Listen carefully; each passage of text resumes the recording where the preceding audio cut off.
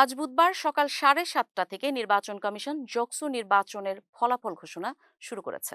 ইতোমধ্যেই জগন্নাথ বিশ্ববিদ্যালয় কেন্দ্রীয় শিক্ষার্থী সংসদ নির্বাচনে 8টি বিভাগের ফলাফল ঘোষণা করা হয়েছে। সহসভাপতি বা ভিপি পদে এগিয়ে আছেন ইসলামী ছাত্র শিবির সমর্থিত অদম্য জবিয়ান ঐক্য প্যানেলের রিয়াজুল ইসলাম, তার প্রাপ্ত ভোট 810।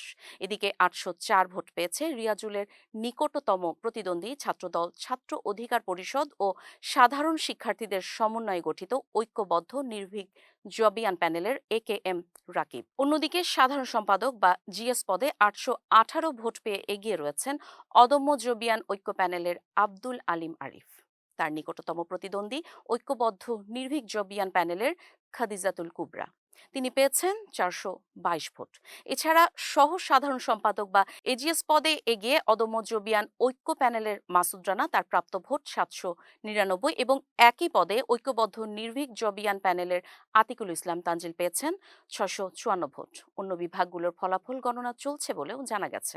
গতকাল মঙ্গলবার জোকসু ও হল সংসদ নির্বাচনে 39টি কেন্দ্রের 178টি বুথে ভোট গ্রহণ করা হয়েছে। এখনো পর্যন্ত ভূগোল ও পরিবেশ, লোক প্রশাসন, নৃবিজ্ঞান, pharmacy, CSE, genetic engineering, finance ও অণুজীব বিজ্ঞান বিভাগের ফলাফল ঘোষণা করা হয়েছে।